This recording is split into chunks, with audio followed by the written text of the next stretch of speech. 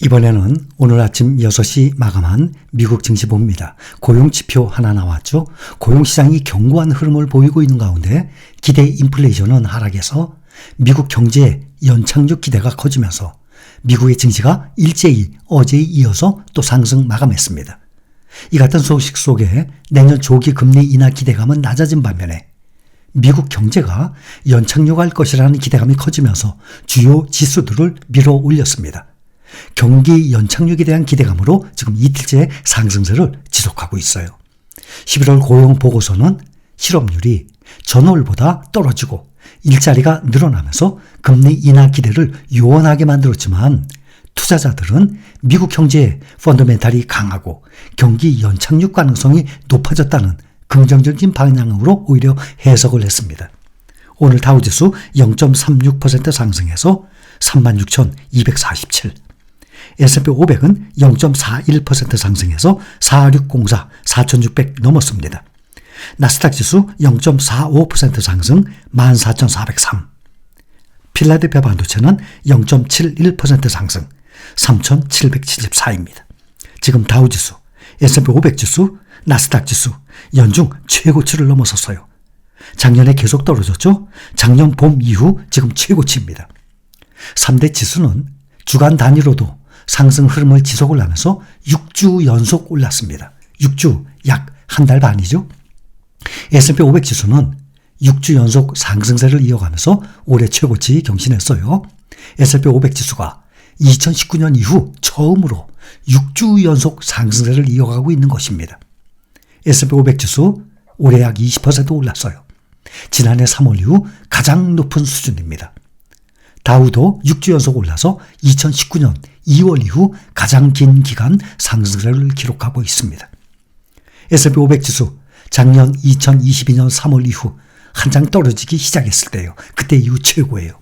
나스닥 지수는 작년 4월 이후 현재 최고치예요.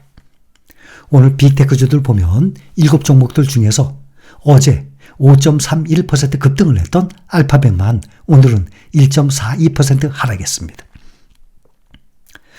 구글이죠. 알파벳. 며칠 전에 사망한 워런 버핏의 투자 파트너죠. 찰리 먼거가 이런 말을 했어요. 2017년 6년 전이네요. 2017년 버크셔 해소회의 주주총회에서 이런 말을 했어요. 우리의 가장 큰 실수 중에 하나는 구글을 알았지만, 구글 알파벳이죠. 구글을 알았지만 투자하지 못했다는 것입니다. 투자하지 못했다는 것이다 라고 말을 했었습니다. 어제 많이 올랐다가 오늘 조금 하락했습니다. 테슬라 11월 중국 판매, 테슬라가 일부 차량 가격을 인상을 했음에도 불구하고 전년 대비 5% 상승한 것으로 나타났습니다.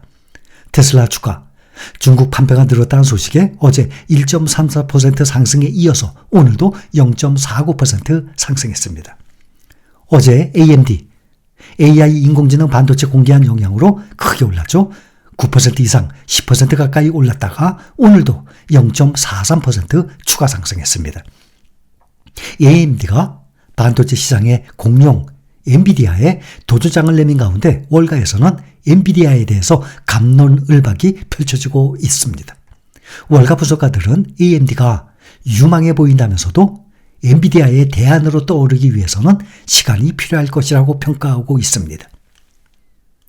AMD는 이번 주 자사의 새로운 최신 인공지능 칩을 공개했습니다. 아울러 메타 플랫폼, 마이크로소프트 등이 자사의 AI 칩을 사용할 계획이며 2027년 기준 공략할 수 있는 시장 규모가 4천억 달러에 달한다 라고 밝혔습니다. 어제 AMD 10% 가까이 급등했죠. 월가에서는 AMD에 대해서 긍정적인 평가가 주를 이루고 있어요. 다만 동시에 AMD의 주가가 엔비디아처럼 급등할 수 있을지는 아직 미지수라는 평가가 나옵니다.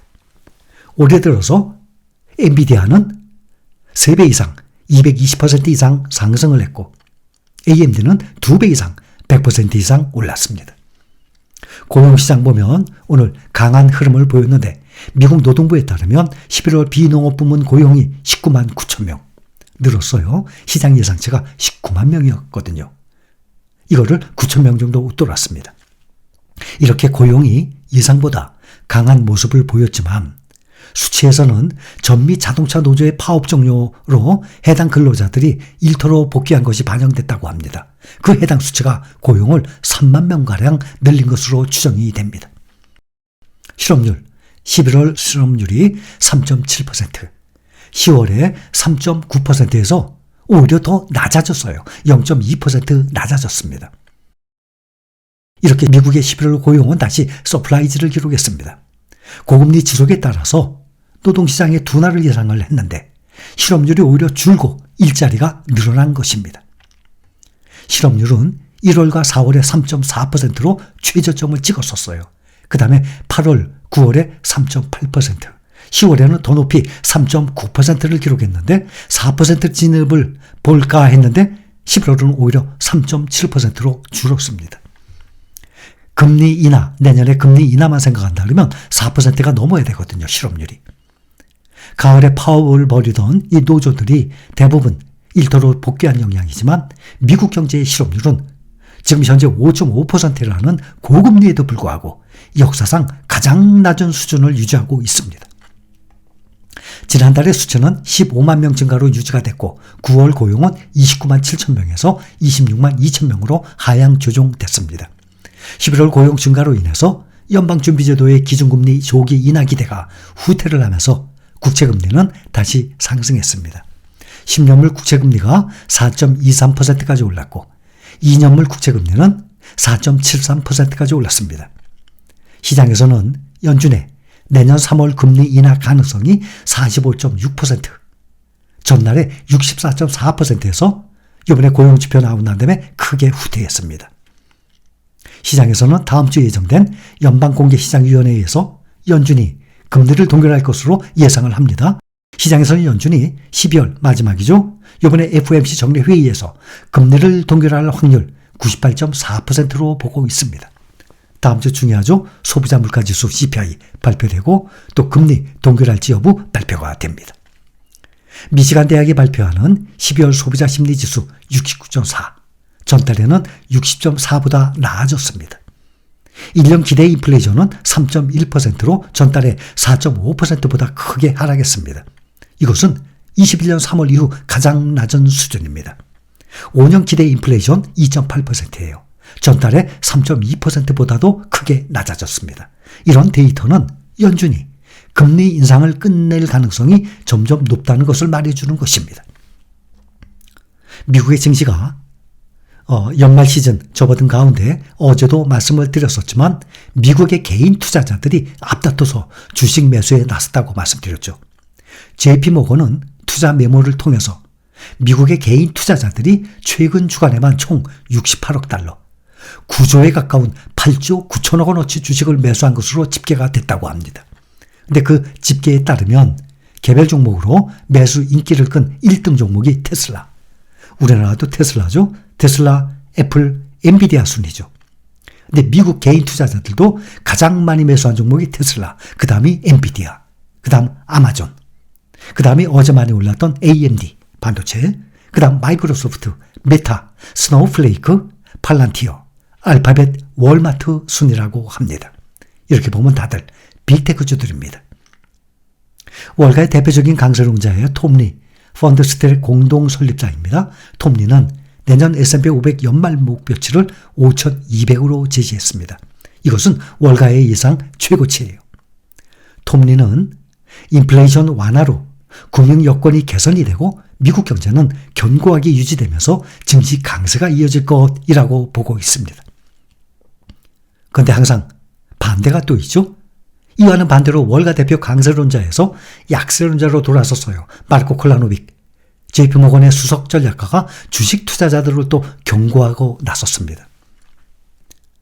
콜라노빅은 미국 증시가 내년에 패닉 상태에 빠질 가능성이 있다고 주식 대신 현금과 채권 투자 비중을 늘려라 라고 강조했습니다. 마르코 콜라노빅 수석 전략가는 고객들에게 보낸 서한에서 올해 같은 증시 상승률은 내년에 기대하기 어려울 것이라고 설명했습니다. 올해 엄청난 상승이었어요. S&P 500 벌써 20% 올랐지 않습니까? 나스닥 100 필라델피아 반도체는 50%나 올랐어요. 아직 연말 이 시즌이 남았는데도 이렇게 20%, 50%까지 오르는 것은 말씀을 드렸다시피 연중으로 앞으로 우리가 계속 투자 생활을 할 것이지만 이런 경우 보기가 힘들 것이에요. 미국 연방준비제도가 금리를 극단적으로 내리지 않을 경우 주식을 비롯한 위험 자산들이 현재의 가격을 유지하기 어려울 것이라면서 특히 주식 투자자들의 손실이 내년에 가장 클 것이라고 말을 했습니다. 앞서서 JP모건이 지난 4일 날 며칠 전이죠. 내년 S&P 500 지수의 전망치를 3,500까지 제시한 바도 있었습니다. 뱅크 오브 아메리카는 5,000을 예상하고 있습니다. 골드만삭스는 4,700, 모건 스탠리는 4,500을 예상하고 있습니다. S&P 500 지수가 오늘 현재 4,604예요. 그러니까 모건 스탠리, JP모건의 내년 말 S&P 500 지수 현재보다도 떨어진다는 것 아니겠습니까? 유가 보면 저가 매수세가 유입되면서 7거래일 만에 상승 마감했습니다. WTI 서부 텍사스랑 원유가 2.73% 많이 올랐죠. 71.23달러의 장을 마쳤습니다. 70달러 아래로 떨어졌다가 WTI는 2018년 11월 이후 처음으로 7주 연속 하락했었습니다. 국제유가는 7거래일 만에 반등을 했는데 주간 단위로는 7주째 내림세가 이어지고 있습니다. 지난달 30일 석유 수출기구 오펙 플러스가 자발적 감산에 합의한 이후 내림세를 지속을 했던 유가가 오늘은 모처럼 2% 넘게 급등을 한 것입니다. 미국 경기의 연착륙 가능성이 거론되면서 수요 불안이 완화됐고 저가 매수세가 유입된 것으로 보입니다.